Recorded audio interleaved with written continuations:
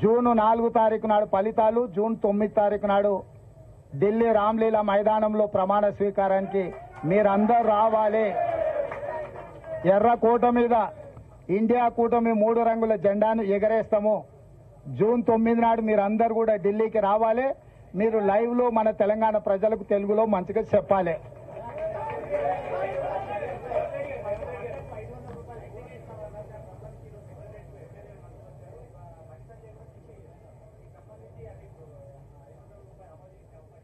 ఇప్పుడు జూన్ 4 తారీఖు వరకు ఎన్నికల కోడ్ ఉంది. పరిపాలననే ఎన్నికల అధికారుల చేతుల్లో ఉంది. మెయిన్ సెక్రటేరియట్ పోవాలన్నా అనుమతి తీసుకోవాలి. ఇప్పుడు కొత్త అనుమతులు ఇవ్వడానికి ఏదైనా ఉందా?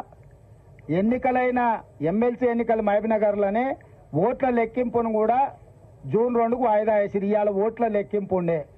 ఇప్పుడు పూర్తిగా పరిపాలన కేంద్ర ఎన్నికల సంఘం చేతిలోకి వెళ్ళిపోయింది. కాంగ్రెస్ పార్టీ ప్రభుత్వం చేతిలో అధికారం లేదు. వాళ్లతో పాటు కేంద్ర ఎన్నికల సంఘాన్ని కూడా మేము డిమాండ్ చేస్తున్నాం, రైతులకు న్యాయం చేయండి అని కోరుతున్నాం. మేము కూడా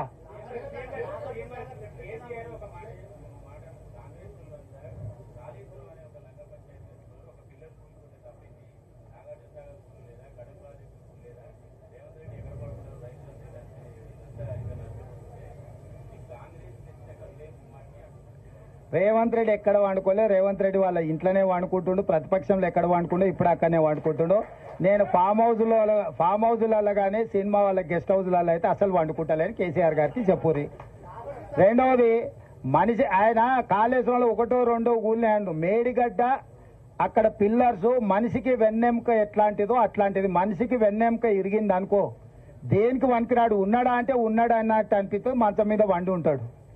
ఇవాళ మేడిగడ్డ కూలిపోవడం కూడా కాళేశ్వరం ప్రాజెక్టుకు వెన్నుపూస లాంటిది. వెన్నుపూసనే ఇరిగిపోయింది. దాన్ని ఎట్లా మరమ్మతు చేయాలని నిపుణులతో చర్చిస్తున్నాము. నీలాక దివాలా సంసారము దివాలా తీసిన విధానాలతో ముందుకు వెళ్ళదలుచుకోలేదు. అన్నిటికంటే కింద ఉన్నది ఆయన తెలివి. ఎంత తెలివి అంటే మేడిగడ్డ నుంచి అన్నారంలో పోయామంట. ఆల్రెడీ అన్నారంలో బొక్కబడి నీళ్లు బయటకు పోతున్నాయి. ఇండ్ల నుంచి అయితే అండ్లకు పోసి అండ్ల నుంచి అయితే అండ్ల పైదానికి పోయడానికి అన్ని బాగిలే ఉన్నాయి కదా. కేసీఆర్ మాటలు తిక్కలోటి తిరణాలకు పోతున్నట్టే ఎక్కడానికి దిగడానికి సరిపోయిందంట.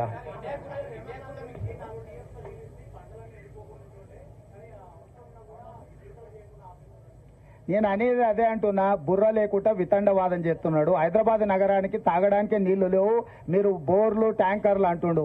అసలు బుర్ర ఉందా కేసీఆర్ కు? మిషన్ భగీరథ ద్వారా కృష్ణానది జలాలను ఇవ్వాల్సిన దానికంటే ఎక్కువ ఇస్తున్నాం. భూమిలో ఉన్న నీటి టేబుల్స్ పడిపోవడం వల్ల బోర్లు ఎండిపోయినాయి.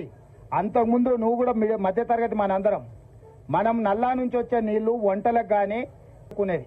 మన ఇంటి అవసరాలు అంట్లు తోముకోవడానికి, స్నానానికి, ఇతర అవసరాలకు మన ఇంట్లో ఉండే బోర్ నీళ్లు వాడుకునేది. ఇప్పుడు బోర్ ఎండిపోయింది కాబట్టి ఈ నీళ్లతో పాటు అదనంగా బోరుతో వాడుకునే నీళ్లను ట్యాంకర్లలో కొనుక్కుంటున్నాము. ఇవాళ మేము దాదాపుగా 1000 ట్యాంకర్లతోని ట్యాంకర్ బుక్ చేసిన 12 గంటల లోపలనే ప్రతి వాళ్ళకి నీళ్లు అందిస్తున్నాము. అభినందించాల్సింది పోయింది, ట్యాంకర్లు వచ్చినాయి అంటున్నాడు. గ్రౌండ్ వాటర్ ఎప్పుడు వాడిపోయింది? వర్షాకాలంలో వర్షాలు రాకపోవడం వల్ల ఇప్పుడు గ్రౌండ్ వాటర్ వాడిపోయింది. నాగార్జున సాగర్లా, శ్రీశైలంలో అన్నిట్లల్లా డెడ్ స్టోరేజ్కి వెళ్ళిపోయినాయి. ఆ డెడ్ స్టోరేజ్ నుంచి మనము ఈరోజు నగరానికి తాగునీటి సమస్య తీవ్రతను దృష్టిలో పెట్టుకొని కొన్ని దగ్గరలలో కొంత కష్టమైన, రైతులకు కొంత నష్టమైన తాగునీరే మొదటి ప్రాధాన్యత. ప్రపంచ నీటి విధానము నీళ్లుంటే మొదట తాగడానికి, తాగు, సాగు, విద్యుత్తు, పరిశ్రమలు 4 ప్రాధాన్యతలు. ఇప్పుడు తక్కువ నీళ్లు ఉన్నాయి కాబట్టి తాగునీటికే వాటిని పొదుపుగా వాడి ఏప్రిల్, మే, జూన్ లెక్కగట్టి ప్రతి పేదవాడికి తాగునీటి సమస్య రాకుండా ఉండడానికి, అదేవిధంగా బోర్లు పడిపోయినాయి, ఎండిపోయినాయి కాబట్టి ట్యాంకర్ల ద్వారా ఇంటి అవసరాలకు కూడా నీళ్లు అందించి పూర్తిగా సమీక్షించుకుంటూ, పర్యవేక్షించుకుంటూ ప్రజలకు ఇబ్బంది జరగకుండా గ్రామాలలో ఉన్న బోర్లను కూడా కొత్తగా ఫ్లెషింగ్ చేసి వాటిని రిపేర్ చేస్తున్నాము. కొన్ని దగ్గరలో ఇప్పుడు వరి కోతలు అయిపోయినాయి. రైతులకు ఉన్న బోర్లు నీళ్లు ఉంటే ఆ బోర్లను కూడా తీసుకొని ఆ నీళ్లను కూడా ట్యాంకర్లలో ఊర్లలో ప్రజలకు సరఫరా చేయడానికి ప్రణాళిక సిద్ధం చేసినాము. చిన్న చిన్న చెరువుల మీద ఉన్న తాగునీటి వనరులను కూడా ఇప్పుడు పూర్తిగా రిపేర్లు చేసుకొని తాగనికే నీళ్లు అందిస్తున్నాము. ఇవన్నీ మేం చేస్తుంటే నువ్వు వ్యవసాయానికి నీళ్లు ఎండిపోయినాయి.